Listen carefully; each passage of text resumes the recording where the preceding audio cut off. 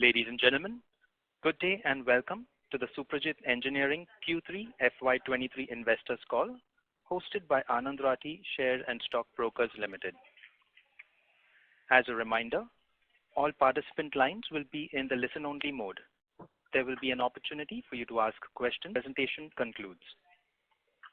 Should you need assistance during the conference, please signal an operator by pressing star, then 0 on your touchtone phone. Please note that this conference is being recorded. I now hand the conference over to Mr. Vijay Sarthi from Anand Rathi Share and Stock Brokers Limited. Thank you. Over to you, sir. Thanks, Norman. On behalf of Anand Rathi Shares and Stock Brokers, I welcome you all to the Q3 FY23 conference call of Suprajit Engineering. I thank the management for taking time out of this call.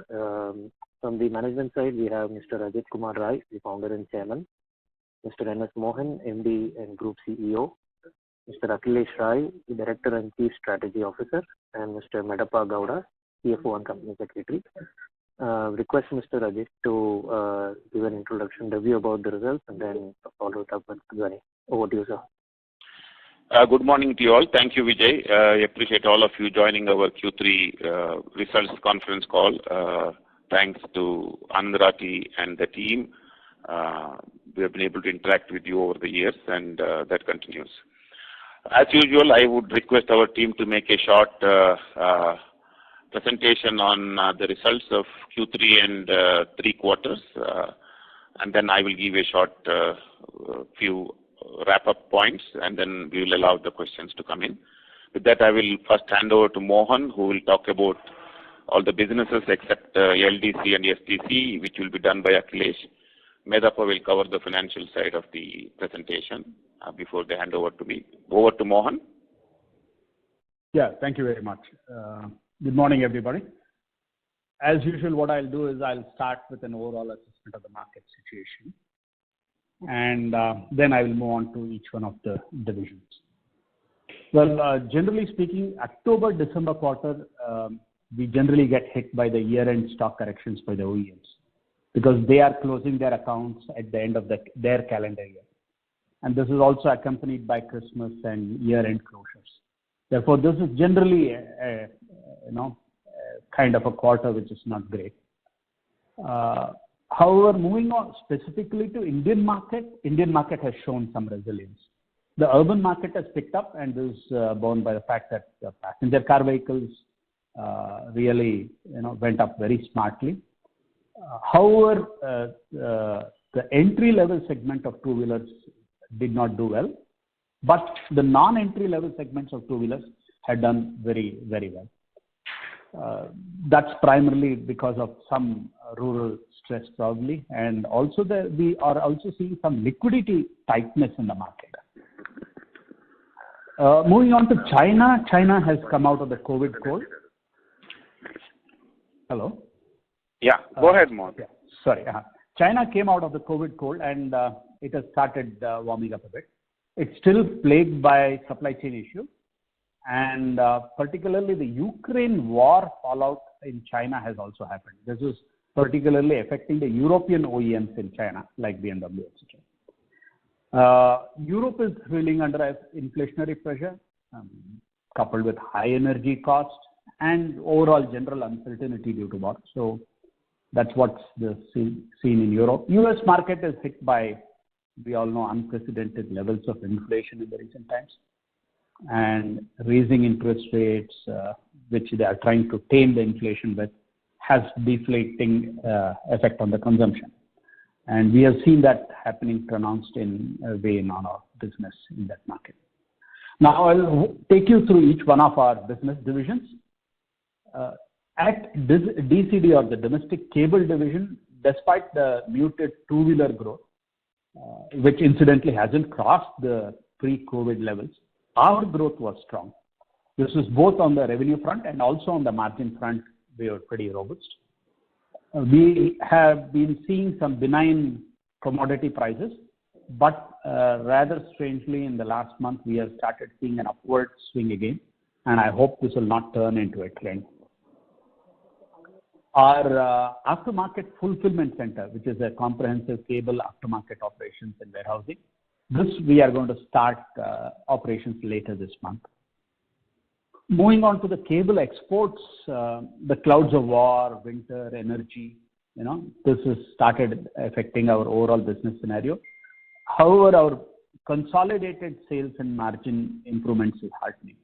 This is primarily because we have been able to get, from our customers to compensate for the increased material cost. And this is coupled with also lowered shipping and container costs. So together with this, I would like to say that our business pipeline has been pretty robust here. Moving on to SENA, or the non-automotive segment, the impact of inflation in the US market, high interest rates, tepid housing market, all these things have not helped. This slowdown is expected to continue for the way we look at it. At Phoenix Lamps division, the margins smartly bounced back. We clocked a double-digit EBITDA margin. As you know, we were testing the pricing elasticity in the Indian aftermarket, which I had been talking about it in the last few calls, and I think that has started yielding results. We have been making a few in-flight corrections, which were both responsive and proactive in the marketplace, and I think we had to show this agility, which we have done. This has been coupled with a laser-sharp, focused cost reduction measures at the operations, and that has continued to yield that result. We focused our attention and actions on streamlining and making our overseas subsidiaries in PLD more leaner and cost manageable. As you all know that we had two warehouses, one at Trifa and one at Luxflight, and that we consolidated into one at Luxflight. We thinned down the staff at Trifa in line with the business. Now we are in the process of voluntarily winding down Trifa, and these, of course, are subject to statutory and other necessary approvals. So, in effect, the restructuring at Europe for PLD has gathered momentum. These restructuring actions will, in my opinion, right-size our business and also the infrastructure in Europe, and, of course, bring the cost down on a long run. So, this gives you an overview as to what's happening in our traditional business, and I would want Akhilesh to fill in on the LDC and STP. Over to you, Akhilesh. Thank you, Mohan. In LDC updates dated 25th July 2022 and 14th November 2022, we projected improvements in profitability despite significant headwinds in Europe, US, and China. Despite further unforeseeable headwinds of COVID, as Mohan mentioned, and related issues in China, we have still delivered our commitment of positive LDC EBITDA in Q3. This improvement was based on operational improvements, integration synergies, and fair price adjustments from customers. On an operational level, LDC in Q1 was a negative 4.5% EBITDA, and in Q3 showed a positive 3.7% EBITDA. This 8.2% improvement is significant in the automotive context and is very impressive from the work from the team there. In Shanghai, China, we had some severe disruptions in Q3 due to the COVID resurgence there, which led to a challenging environment for our Shanghai Lone Star plant. The team has done well to overcome these challenges, but we continue to see softer demand in China. In Seoul, Hungary, the team are doing well despite the continued slowdown in the automotive market there and inflationary trends in both labor and power costs. The operations have shown improvement, but select customer pricing discussions in that region are continuing into Q4. We expect these issues to be closed in this quarter, and Mr. Mohan had visited these customers in Q3 to help bring discussions to a conclusion. In Matamoros, Mexico, the team have architected a remarkable turnaround. Both operational improvements, group synergies, and more timely customer pricing closures in the US supported the team there. A strong pipeline of business is seen, and the team are highly motivated to improve the business further. At our tech center, STC, the focus has been to commercialize some of the innovative products we have developed over the last few years. our participation at the Auto Expo showed Suprajit in a very different light to our current customers and attracted many new customers as well. The market got a clear message that while we continue to focus on our core competence of control cables, we have a strong appetite of growth beyond cables as an R&D and innovation-focused organization, be it into mechatronics, mechanical systems, braking systems, or electronics. Finally, our electronics facility is scaling up production with most of the products focused on the EV segment and with the majority of India's leading EV customers. This facility is expected to be a material contributor in Suprajit's organic growth and profitability in years to come. Thank you, and with that, I hand it back over to Chairman. Yeah, Medappa? Thank you, sir. Good morning, everyone. The consolidated revenue, including the LDC for the 9 months ended 31st December 2022 was 2,053 crores, as against 1,335 crores previous year, recording a growth of 54%. The consolidated operational EBITDA for the 9 months ended 31st December 2022 was 223 crores, against 190 crores for the corresponding previous year, with a growth of 17%. The consolidated revenue excluding LDC for the 9 months ended December 2022 was 1,545 crores against 1,335 crores last year, recording growth of 16%. The consolidated operational EBITDA for the 9 months ended 31st December 2022 was 225 crores against 190 crores for the corresponding previous year, recording a growth of 18%. The standalone revenue for the 9 months ended 31st December 2022 was 1,092 crores against 915 crores previous year, recording growth of 19%. The standalone operation EBITDA for the 9 months ended 31st December 2022 was 187 crores against 157 crores last year, recording growth of 19%. The total group debt level was 604 crores against as on 31st December 2022, and we have a surplus cash of 343 crores as on 31st December 2022 invested in mutual funds. The board has declared an interim dividend of 105% for the year 2022-23. For further queries, you can approach me anytime, as usual. Thank you. Thank you very much. Thank you, Medappa. I think overall, what I would like to conclude is to say that we had a solid and good Q3 with solid improvements across our divisions within the group. For the first time in many quarters, PLD has done a double-digit EBITDA margin, which has been very heartening. Domestic cable division has done nearly 19%, again, one of the best in recent times. Suprajit Automotive plus Suprajit Europe, our original export group, has done a good improvement in margins and also improvement in sales. Sena has been, LDC, as Akhilesh has mentioned, it has become EBITDA positive in the third quarter. Overall, I would say we had a good growth and a very good improvement in margin in Q3. Despite the, Mohan and others are talking about the gloom and doom, despite that, I think we have turned out an excellent performance. The Q4 is also expected to be fairly steady and good. We have made the comments in our business update. With that, I will now let the questions to come so that we can specifically answer any of the questions that you may have. So I will hand over to Dovin, the moderator, to start the questions to come in. Dovin? Thank you very much, sir. We will now begin with the question and answer session. Anyone who wishes to ask a question may press star and 1 on their touchtone telephone. If you wish to remove yourself from the question queue, you may press star and 2. Participants are requested to use handsets while asking a question. Ladies and gentlemen, we will wait for a moment while the question queue assembles.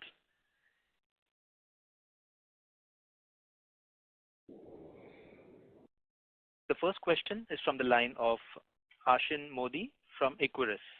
Please go ahead. Thanks for the opportunity and congratulations for a decent margin performance. So, sir, my first question is regarding PLD margins. So, sir, we have talked about that the gross margin over here was hit by high gas prices. So if you could help us understand where are the gas prices now, and secondly also help us understand margins of Tripa and Luxolite in the last 2-3 quarters and how. Sorry, I'm missing on the Luxolite. What is the question on Luxolite? Yeah, so I'm saying. Hello. So, Hello. Sir, the participant in the queue currently has dropped from the queue, sir. Okay, I will answer for the purpose of others. I didn't understand the second question on Luxolite. The gas prices have come down, but it has not gone back to the historic levels. But what our operational team has done an excellent work was improve the efficiencies within the plant to get a better margin out of the entire operations. And also, of course, we have been able to pass on some of the price increases. And that's the reason why the margins at PLD has improved. So we can go to the next question. We have the next question from the line of Mumuksh Mandlesha from MK Global. Hi, sir. Congratulations on the turnaround in LDC and lamps margin, sir. And thanks for giving the opportunity. So we visited the Suprajit Pavilion in the Auto Component Expo, and where you have showcased your wide range of new products such as mechanical disc brake system, electronic throttles, actuators, speedometers, and cedar gearboxes. Can you highlight how has been the response to the new products, and particularly on the mechanical disc brake systems, which make use of sensors and is 30% cheaper than a disc brake system? Well, I think you're right. We, in our Auto Expo, we have displayed our STC products. As I think Akhilesh was mentioning, there has been a very good response from the OEMs, both IC and EV side of it. Specifically, whether it is MDBS, mechanical disc brake, or the other products. There have been many discussions that have started now as well. Some discussions were going on. All I can say is with a couple of customers, our products are under testing at this moment. So, this new product development is a totally new concept, and also it's a patented concept. And it takes a little time, but all I'm saying is that there's been an excellent reception for MDBS as well as the other products that you mentioned. And we are all discussing at this moment with various customers. So, if possible, can you share what has been the revenues from this new products this year, and what is expectation for next year with the products such as Cedar Gearbox export starting soon? The Cedar Gearbox is under final tests with the customer in Brazil. So it goes through a seasonal testing. So I think we'll have to wait for this season to be over. I don't really know when the season is ending, but our products are under the final round of tests in the field at the moment. That is the ultimate decision maker. So we are expecting certainly next financial year the products to come into production. The volumes will depend because there are existing suppliers also. How the customer will share the business is something that we are yet to negotiate. So we are now in that final stage of product approval. In terms of commercialization and the value of it, I think we will wait for some time to comment on the electronics division and our new division's specific product revenue. All I can say is that the things like digital clusters, actuators, electronic actuators and sensors are under production. There are certain levels of business. We are still scaling up mode at the moment. So I think the next, I would say this year will go in, our commercial operations to stabilize. I think then only we would like to give a comment on the numbers probably in the next, quarterly update. But all I can say is that the response has been pretty good, and we, as Akhilesh mentioned, it would be one of the good organic growth prospects within our group in terms of revenue growth for the coming years. Thank you. And sir, on the non-auto cable performance, it has been weak this quarter. Can you guide the performance expected in coming quarters? And also, can you provide an update on the traction for the newer segments in the non-auto, which the company was focusing on? Sorry, what is the second question? On the newer segments like the power sports, medical, marine. Okay. Within the non-automotive. Non-auto, yes. Yeah, Q3 has been slightly weak. Again, this business is all for the North American business under Sena. So there has been a slight degrowth, as you would see for the quarter compared to last year's quarter. U.S. markets is going through a kind of a recession. The offtake from customers have come back. We've been able to have more or less a flat business in the Q3. thanks to some of the new business. Otherwise, it would have been a significant drop in volume, but that didn't happen. So, in a sense, we are sort of managing that thing. So, how will be the fourth quarter? As I said, I think also mentioned in our business update, Q4 also is likely to be slightly weak for Sena. So, I think hopefully from Q1 of next year, things should start looking better. Right, sir. Just a last question on interest cost. Any reason for the interest cost going up sequentially, sir? Interest rates, my friend, I think it is affecting everybody. The interest rates have gone up almost by 200 basis point compared to last year, and also on a sequential basis. So that's basically the reason. Right, sir. Thank you so much for the opportunity. Thank you. Thank you. We have the next question from the line of Ravi Purohit from Securities Investment Management Private Limited. Please go ahead. Yeah, hi. Thanks for giving me this opportunity and congratulations on a good set of numbers. Sir, I think, if you could just spend a little more time on, some of the newer projects or products that we've been talking about. And I think you just mentioned that it will be difficult for us to kind of give what kind of revenue or how much contribution they can provide next year. But if you could just kind of give us some color as to, so for example, on the current businesses when we are doing our cables, right, a typical two-wheeler will fetch us like 250-300 rupees per vehicle from a contribution from per vehicle point of view. Similarly, a four-wheeler will probably fetch us like 700-800 rupees per from cables contribution. But these newer products that we are working on, what kind of change in realizations per vehicle can it kind of give us? So in a sense, does it expand our addressable market substantially from what it is today? And how does LDC, product portfolio kind of fit into that? So if you could just elaborate a little bit, it would be very helpful for us to kind of, understand some of these things. Yeah, thank you, Ravi. Understood the point. I think, one of the statements we have been making the last couple of quarters is that the intent of STC electronics division, all the new products, not just electronics, but also mechanical product, is with a clear intent that in the next 3-5 years' time, our content per vehicle, I'm talking about the two-wheelers, whether it is EV or otherwise, will increase from the current position. The current, as you rightly said, let's say there are 200 rupees, 4 or 5 cables in a two-wheeler. Our intent is that in next 3 to 5 years, that content per vehicle should increase. That will only come from the new products. Now, just to give you a comparative number, I mean, just for the sake of giving some idea, a typical, let's say, a digital cluster will cost anywhere from 600 rupees to 2,000 rupees in a EV or in a IC engine vehicles. So, even if, let us say, 1 or 2 cables come down and we have a electronics cluster, or let us say actuation lock actuator in a two-wheeler, which is all required in EV, it's like every vehicle will have it. Each one of those just actuator will be 150 rupees or say 200 rupees. So MDBS is in a different league altogether. It's much higher price. So these products that we are currently working on, which is commercialized, whether it is sensor, thumb throttles, they are all anywhere from 250 to 600, 800 rupees. So each one of those products, they are much more than the collective 4 or 5 cables cost. So I think that should give you the idea as to what these products will do to us in a longer term. In terms of what LDC brings to the table is certainly on the electromechanical actuators. I think we have been working with them both ways. How we can make it, let us say, more economically in India for them, and how we can bring those technologies to India. We have been also in discussion with 1 or 2 customers, both in EV space and the automotive space, how we can, work with them to introduce them in the Indian ecosystem of automotive business. So that's an ongoing process. I think it probably will take some time, but those products are very exciting for Indian markets also. Fair point. Thank you, sir.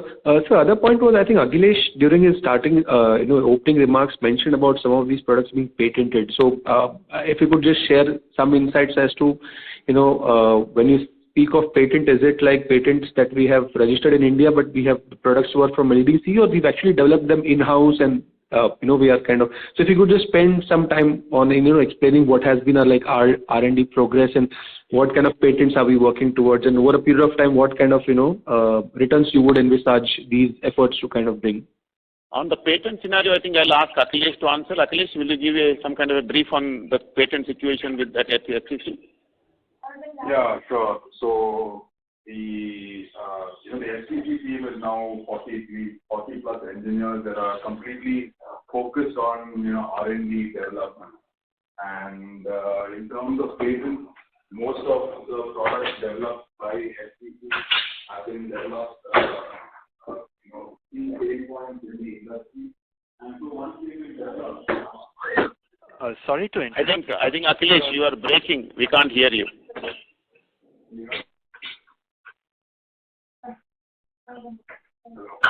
Akhilesh? Can you hear me now? No, you are breaking. Okay, now? Better now? Little better, but I think still you are breaking.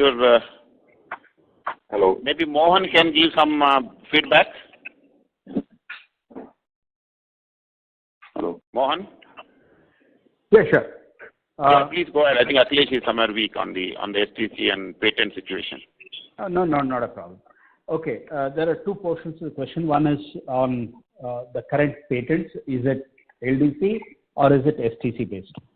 Most of the patents that Akhilesh talked about has been completely developed in-house here in Bangalore at STC. So these are the patents that we are talking about. That's, I think, answers the first part of the question. Second part of the question was in terms of, what was the second part? I think I missed it out. Can you repeat it?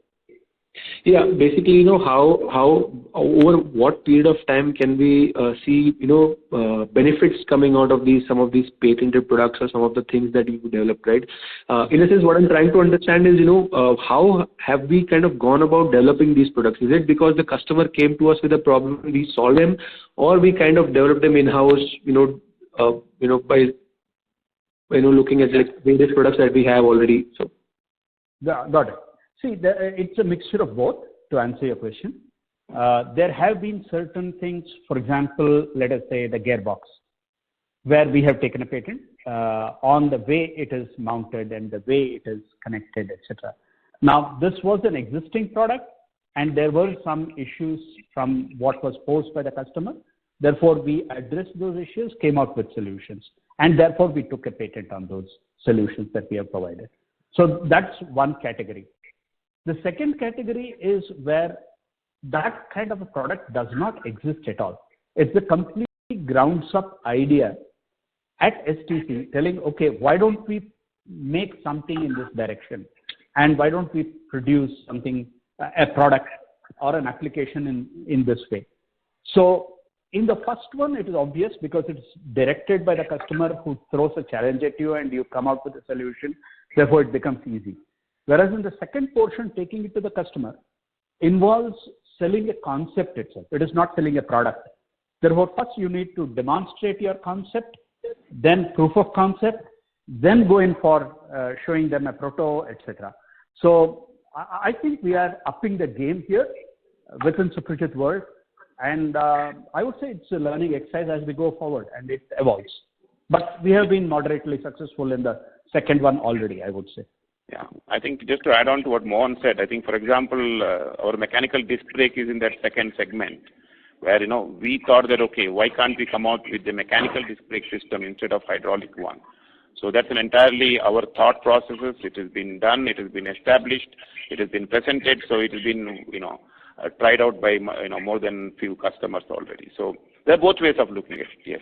Thank you. Okay. Thanks a lot. I'll get back in the queue. Thank you. Thank you. The next question is from the line of Abhishek from Daulat Capital. Please go ahead. Thanks for the opportunity and congrats for decent set of numbers despite tough quarters. Sir, first question is the cable division. So first question is from cable division. Yeah. So where margin was decent despite slowdown in the two-wheelers, because of the price hike in European cable operation or fall in the RM prices? Is it sustainable as going ahead you need to pass on the benefit of the fall in RM prices to the clients? We hope we can able to maintain it, but then, you are right to say that, these price increases and material cost increases and decreases are kind of a pass-through mechanism.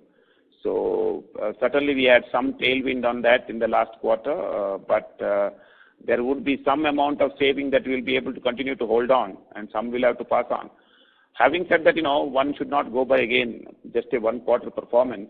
But if you really, even if you look at the 9-month performance, we are generally, ahead of the previous year in terms of margin on the cable. We are hoping to maintain it. Let's see how it goes. And sir, in automotive cable business, how was the mix for the two-wheelers versus four-wheelers? And how do you see improvement in the four-wheeler business in the coming quarter? Yeah, I think, purely from an Indian perspective, the four-wheeler business side of our business has improved quite a bit because, obviously passenger vehicles have done well. Whereas the two-wheeler markets have, the OEM market has not been doing all that greatly, which we all are aware of. That has been offset by our ability to push more in the aftermarket segment. So that's why the reason for growth is, one is passenger vehicle, and also secondly due to aftermarket as well, where we had a very good and robust business. Globally, I think all our business is more or less is in the passenger vehicle. So that has had, as Mohan was saying, it has had its own challenges.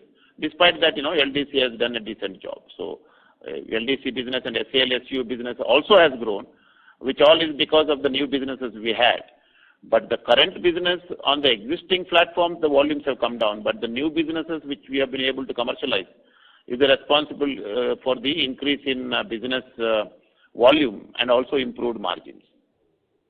So in global business, as the supply side issue is easing off and the order backlog is very much strong in the passenger vehicle segment, so how do you see growth in the coming quarter? Because most of the companies have increased their guidelines for the production in the 4Q. So can you throw some more light there? India business, passenger vehicle business is solid. There's no question. Everybody knows about it. Globally, I don't know if anybody has really said that they are going to increase their volumes. I think, as we know, there has been probably a minor uptick, but it is nothing material as we see it. It is still, the growth compared to, let's say, previous year in Europe and US, and also in China. For example, China has had not a very good quarter and also didn't have a good January. So the volumes are not really growing. I don't know whether anybody has said that it is otherwise. Okay, sir. And sir, my next question is the Sena division. So is the top line was impacted due to the inventory corrections in this quarter?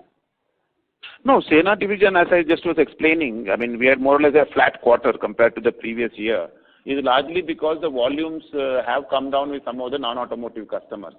Because generally these are all non-American, not US intensive businesses, where when there is a downtick in, let us say, home sales or whatever, whether it is the lawnmower or whether it is the tractor sales in the business in agri, they all have had some hits in the quarter. And even, things like power sport vehicles, which is more like for fun, people use it. Those offtakes have come down in US. And that is the reason, the volumes have been more or less flat.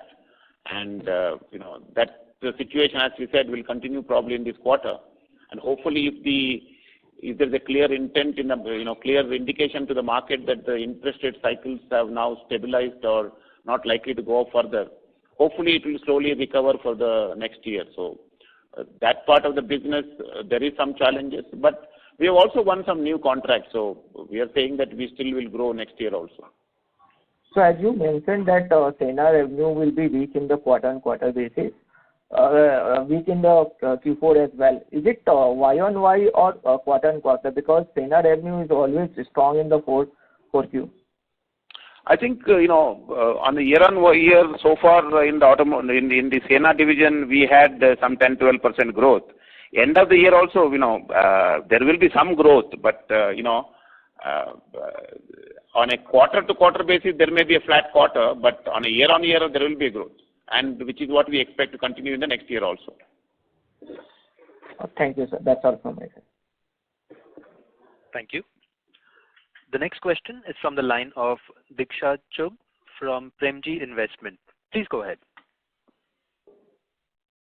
Hi, can you hear me? Yeah. Right. Thank you, sir, for taking my question. And enthused to see the turnaround in LDC as well. I sort of had two questions. One is on the commodity prices uptake. I think that was mentioned in the opening comments that you're now seeing some uptake there. So if you could elaborate on that one.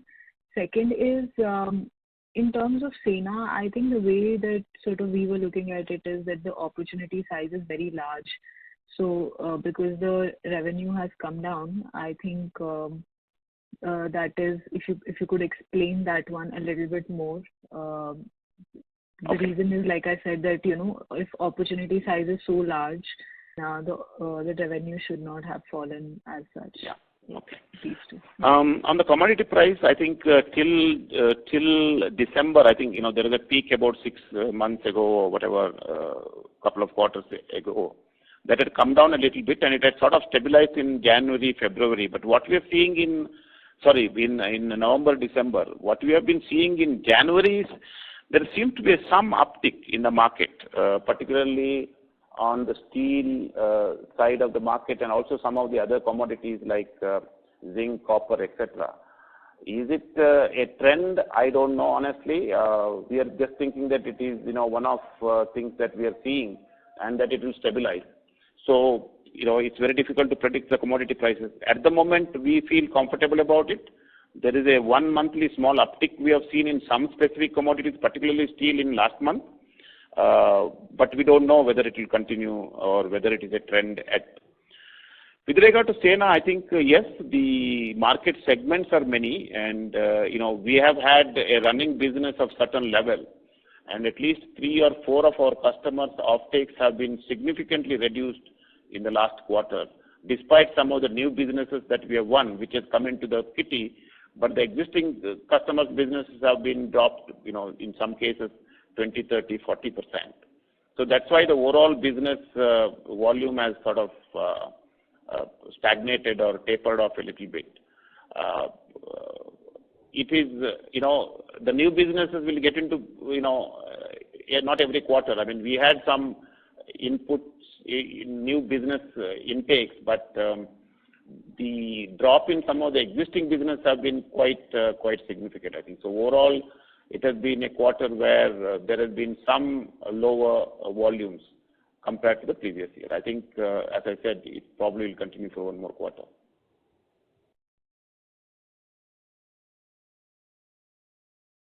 Sure, sir. And just last question on the China bit. I think, so January, of course, the sales have faltered, but until December, the data that we were tracking on the insurance bit from China was showing that there has been an uptick seen in December due to, the COVID guidelines becoming softer there. So, which is what, so I was also tracking the European auto stocks. So they have also sort of performed well because of China reopening expectations, and then the fact that they could do more sales there. So it was interesting that you mentioned that China sales have been softer. Is it more of backward looking, or is it more like a guidance that you're seeing that for at least next quarter it won't be as good? I think I need to give a little clarity on this. If you look at purely at China business, it has had reasonable numbers, I think. But there has also been exports out of China. See, people make certain products in China using our products and then export to Europe. And one particular customer, without going into the names, was producing a significant volume of a non-automotive product, which was actually exports to Europe and also to Ukraine and Russia. So now that had a major hit in the last 3-4 months. So that has had its own effects on us, to be very more specific. And also, I think from January onwards, there has been some tempering of China volumes. Whether it is a trend, I don't know. So having said all this, I think January has been a weak month, because also in January we have this Chinese New Year, so nearly 10 days everything gets shut down. So January per se was weak, but we feel that February, March should recover reasonably well. So it is not really, we're not giving a guidance. It is just that the position we are in, there had some patches of this. But overall, China business has been, actually one of our most margin accretive businesses amongst the LDC entities. Sure, sir. Thank you. Thank you. The next question is from the line of Ashin Modi from Equirus. Please go ahead. Yeah, thanks again for the opportunity. So, sir, my call dropped. So, sir, can you repeat? I mean, at first I wanted to understand a bit more on PLD margins. Was it because of gross RM prices, especially gas prices coming down? And also, if you can throw some light on losses in the Tripa and Luxolite business, how have they been, and what sort of a margin do we expect in this business? Mohan, will you answer the PLD part of it, where we have been able to make improvements and margins have improved? Sure. Definitely on some of the commodities, the prices kind of stabilized. But as the stabilization was happening, because it had become very expensive, we started running, very focused cost reduction programs. So wastage reductions and those kind of stuff. Therefore, we tightened the belt to a great extent on the cost front. However, we did not keep quiet on that. We said that we should also tackle it from the price because the commodity prices have gone up. Therefore, we went to the market, be it at the OEM level, or be it at the aftermarket, or at the what we call as the OLM, other label manufacturers, and we requested for a price increase, and we did get the price increase. Therefore, it's as people talk about a double engine growth, so probably this was one of those double engines that worked. And to talk about Luxolite and Trifa, I think, we need a presence in Europe, but not at the level we had in the past or we currently have. I think a lot of the packing and storing can be done out of India and shipped also. So there have been multiple internal discussions as to how to bring the cost down in the European operations. So what we have done, as Mohan was mentioning earlier, we cut down one warehouse, and then we said, okay, let's look at a year and see how the costs work out. It did bring down the cost fairly good way. We shrunk Trifa last year. And I think we now look at it as a more like a front end that is required in the Europe, and that, most of the things can be done here and delivered from here and with a, probably even a smaller warehouse than what we have. So with that thought process is what we have now initiated, that just one entity is sufficient for us to deal with the European requirements, and that's what we are trying to execute in the next 1 year or so, which will certainly will bring the cost down, because it will also help in reducing the number of people there. It will help in stocking and warehousing costs and things like that. So given a year's time, once this, what I would call as probably a final round of restructuring is done, I think that will add additional, margin improvements for the overall operations of the Phoenix Lamps division. Okay, sir. Thanks. That's quite helpful. Sir, my next question is on Westcon. So, we have offset the industry degrowth by winning new businesses. So, are these new businesses, margins are at a similar level? And if we see a US inflation, if we see that impacting, so is there a pressure of operating deleverage impacting margins in Westcon? I sort of missed your question. Can you just sort of... So my question is regarding Westcon margins. So yeah. These new businesses which we have won, are these at similar levels? And also, okay, yeah. if volume is impacted in Westcon going forward, do we see pressure on margins in this business? Not really. No. One is, yes, new businesses are typically won at what we expect as a current decent margin for the Westcon or Sena operations. Will the reduced volume will bring the margins down? I don't really think so. I think it's not that there is going to be some 20% drop in the sales, something like that. We still will have a decent number. All I can say is that probably we still have a double-digit margin by end of the year. I don't see any problems in that. Okay, thanks, sir. And sir, my third question is regarding the order book in LDC.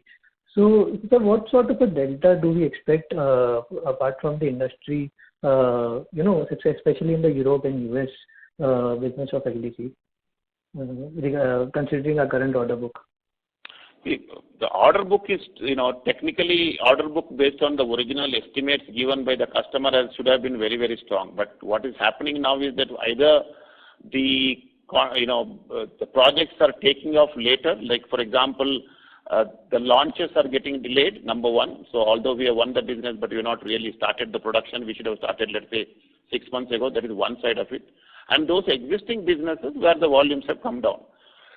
Now going forward, we still, if you remember in the beginning of the year when we got into the driving seat of LDC, we had given certain guidances saying that we will still do about 100 million or so of business next year, and hopefully end of the year we will do a double-digit margin by at least of the Q4 of next year. I think those guidelines still hold good. I don't think we are changing it, although from the time when we made that comment and today, the scenario has been much worse, thanks to COVID in China, thanks to Ukraine war, and thanks to slowdown in the US, which we didn't really expect. But we still are holding that guidance is possible to achieve for the next year. Okay. That's because we have won some decent new orders, and we are hoping that we'll commercialize it soon enough. And some of the contracts which should have been in the pipe, should have probably started now or in the next few months, will go into the production at least next year. So we are still hopeful that next year would be a good year for LDC in terms of sales as well as margin, of course. Okay. And so lastly, on the LDC margins, LDC margin improvement journey which we are there on. So there are two levels. One was pricing correction and other was process improvement. So what sort of improvement can come going ahead because of pricing correction, and what sort of a journey in LDC margin do we see going forward, given that volumes could remain under pressure? I think in our first update we said the first 2-3 quarters will be a negative quarters, and that slowly will get into positive and go ahead. And in the last quarter of next year we will be that was the sort of will be in double digit. That is the kind of guidance we have given. In the first 3 quarters, we have been declaring quarterly numbers, as Akhilesh was mentioning, from minus 4.5%, we have gone to plus 3.5%, a net gain of 8%, which is, I think, a commendable job by the team in terms of operational improvement, number one. Number two, price increases as well. That has also been responsible. But some of the price increases, what has happened is that, as I probably have said this 3 quarters ago, that the previous management never went to the customers for a price increase. We had to start fresh after we took over. It was a bit late because commodity prices had started tapering off. So there has been and continues to be some reluctance from customers to give price increases. So some of them are still outstanding. We are still impressing on them to do it.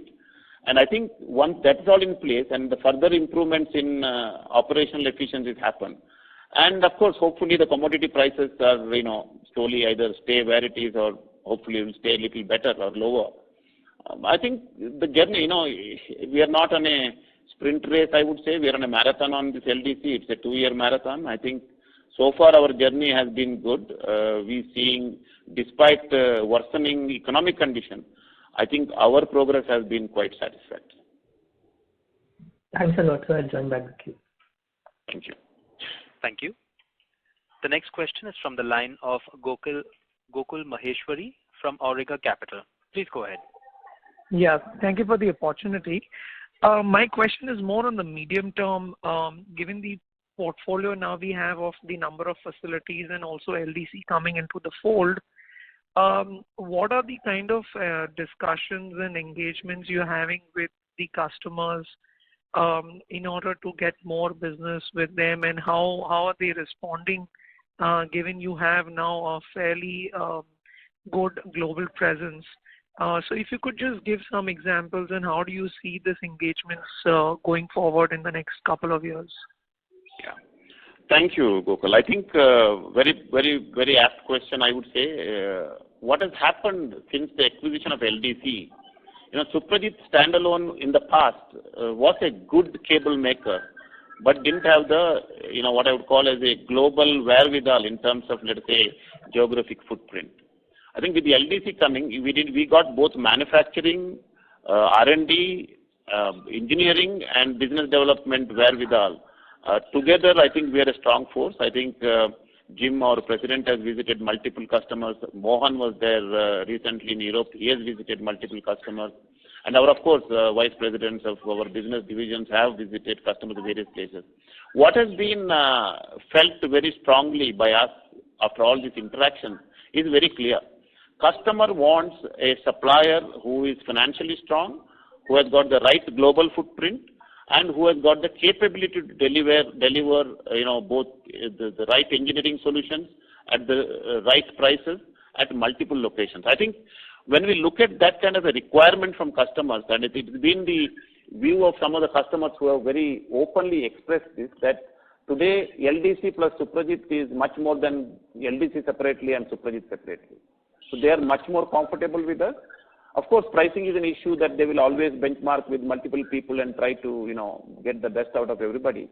But having said that, I think our ability today to convince customers to give more business is quite easy, and I think we have been in that process now, presenting customers multiple options of deliveries, not just one plant, one customer. We have got multiple options that we can ask them to use based on their comfort, or they want to de-risk some country, or they want to de-risk a region, they want to go to a low cost, they want to get it closer home. We have all the solutions for these customers. I think that has been our strength with the LDC plus Suprajit. And I am pretty sure that once, these economic so-called uncertainties and the wars and the COVIDs are behind us, I think we are very confident that the business momentum will pick up very significantly. Great, sir. This is very elaborate, and thank you so much. All the best. Thank you. Thank you. The next question is from the line of Resham Jain from DSP Investment Managers. Please go ahead. Yeah. Hi. Good morning, sir. So, morning, hi, sir. So, my question is on Phoenix. We have seen margin improvement there, but yes. On the growth part, how are we looking at this division going forward? And what kind of utilizations we have currently? Is there a capacity constraint to go beyond certain level? And how are we planning to do that? There's no capacity constraint. I think we have got enough capacity. As you know, the OEM side of the halogen lamp is coming down, whereas, the aftermarket side of the, Phoenix lamps is improving. I don't know whether you were in the last call, but, when we took over, we had 30% OE and something like 30% aftermarket and 70% or 65-70% as OE business. That is almost flipped now. It is 70% aftermarket and 30% OEM. So the aftermarket is still strong, but of course there is competition. There are still players from China, from Korea, and of course domestic, one or two of them, who are trying to get into this market. So overall, I would say, it is now a game where we have been able to establish ourselves as a strong player, quality conscious, capable of delivering to customers, not just the aftermarket, but also the OLM and direct exports. So we expect a volume growth next year for sure. How it is, it's a market where it's perennially dynamically changing. The OEMs are coming down, aftermarket is increasing, and aftermarket has delivered a strong performance again. So I would say we have a situation where we are now considered a strong player, not just in India, globally. The last man standing philosophy that we adopted a couple of years is now panning out well. We are one of the last man standing strongly in this market. And that had, of course, had dented some of our margins because of the competition and excess capacities in the market. Some of them has gone away. Some of them are still there. Some of them will go away in the next year or so.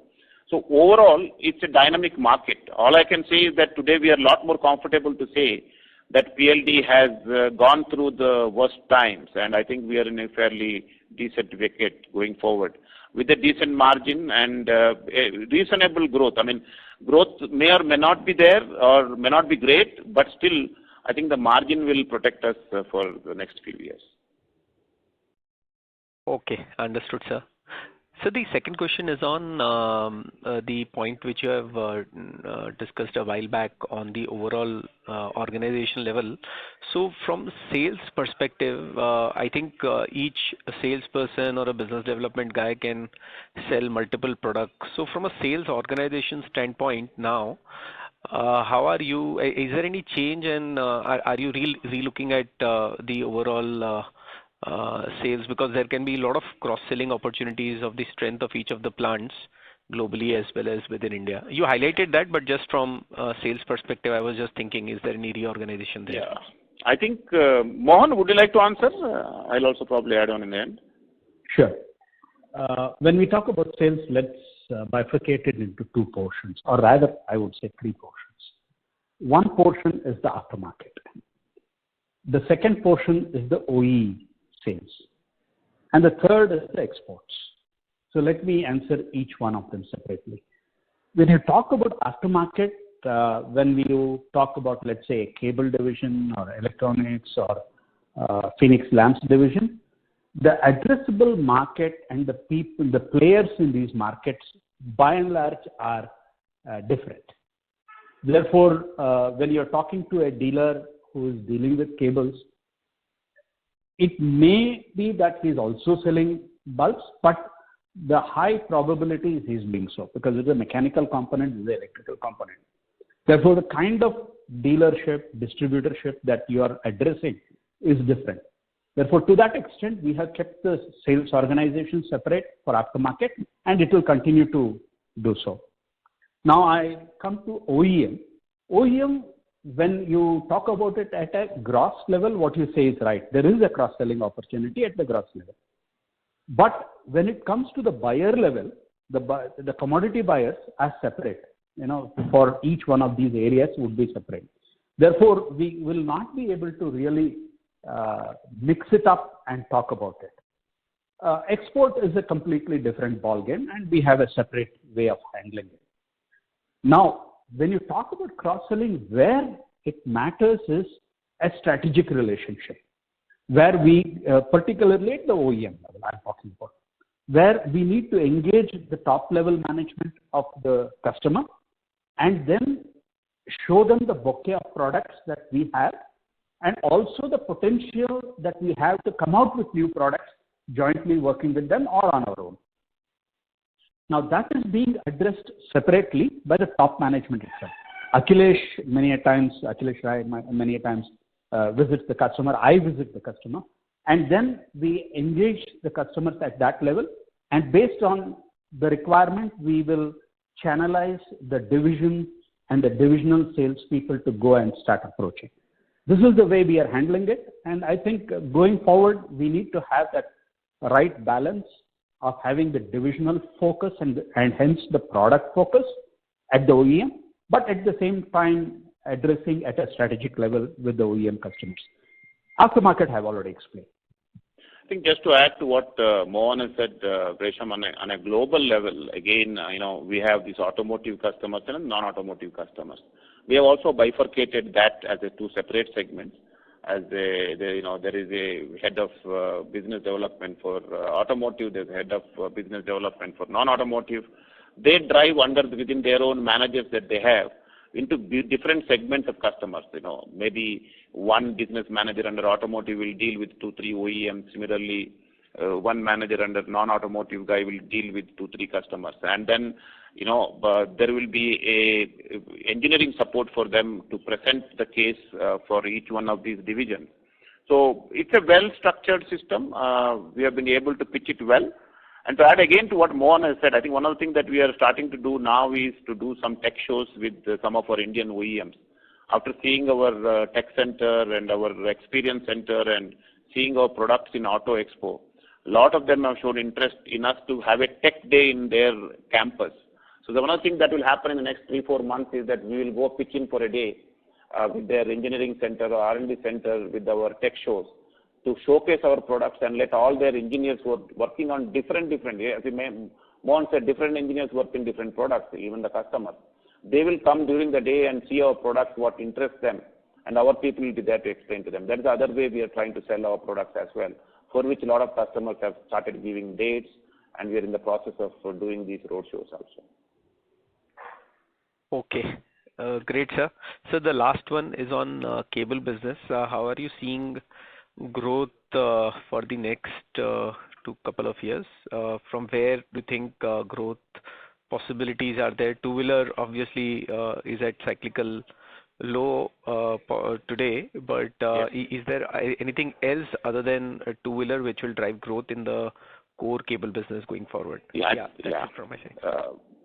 Well, all I would say is that at the cable side, as you know now that our dependence on two-wheelers is whatever 25-27% from high 90s 10-15 years ago. So the dependence itself has come down. So what we are driving now is how do we drive our growth in the non-two-wheeler side in terms of automotive, in terms of non-automotive, in terms of aftermarket. I think that is where the cable division will drive its business, not just in India, globally. That is one side of it. And within OEM, as we have said, there could be, my view is that I may be wrong, and I hope I am wrong, that the numbers that we saw some 2018, 19, whatever, 23, 24, 25 million two-wheeler may never be produced in India for a long time. So we have foreseen this 5 years, 7 years ago, and we have been de-risking that our business from two-wheelers. And we have done it successfully. So now within the two-wheeler, which is let us say 25% of our business, how do we further do de-risk? That's where STC and our electronics division and some of the new products are coming into picture. So overall, we are quite confident that the cable division will grow nicely, not just for 2-3 years, much more than that, because the kind of traction we see in the LDC or in the non-automotive space or automotive space of our own Suprajit Automotive and Suprajit Europe is pretty strong. So, global customers, OEMs have accepted us as a true global supply chain partner. There was nobody else of that stature in the past. They didn't have the comfort and confidence. I think we have been able to deliver that to them. So I would see a good uptick in our volumes in cable business itself. And of course, the rest of it will follow as we go forward. Okay, sir. Thank you. All the best. Thank you. And I think, moderator, I think it's already 12 o'clock. We'll take maybe another one question. Sure, sir. We have one participant in queue at the moment. We have Mr. Rakesh from Axis Capital. Please go ahead, sir. Hi, thank you so much for taking my question. Sir, just one or two bookkeeping questions I had. So what is the reason for your other income declining this quarter? I know it was high in last 2 quarters, but was there any one-off which you can highlight here? Medappa, can you explain other income coming down? Other income for the quarter? Other income has come down, he's saying. Is it Forex or is it something else? It's basically Forex, yes. Yeah, I think it's a Forex, we have mark-to-market. That's what is the reason, I think. On forward contracts, yes. What would be the quantum of it, for the Forex loss? Yes. Medappa, you have a number? Or you can tell them offline? We'll provide later. Yeah, you can contact Medappa. I think that is basically on the forward contract, Okay. Okay, and just one more question, sir. If I look at your console minus standalone numbers, your other expenses have also moved up sharply. QOQ it's up like 16%. So is it largely due to energy prices or any color over here? Yes, power in Europe has gone up, so has in US also, I think. But there could be some other. I won't be able to answer clearly. I think maybe Medappa can clarify later on, but certainly power is one of the causes. Okay, sir. Thanks, sir. Thank you so much. Thank you. Thank you all. I think from us, that would be the last question we'll take. I'll hand over. And once again, thank you for the interest in Suprajit. We appreciate. If there's any more questions that you may have, you can always contact Medappa or our secretarial department, and we'll be happy to answer any of them. With that, I'll give it back to the moderator and thank Anand Rathi once again for hosting this Concall. Thank you. Thank you very much, sir. On behalf of Anand Rathi Share and Stock Brokers Limited, that concludes this conference. Thank you for joining us. You may now disconnect your lines. Thank you. Bye.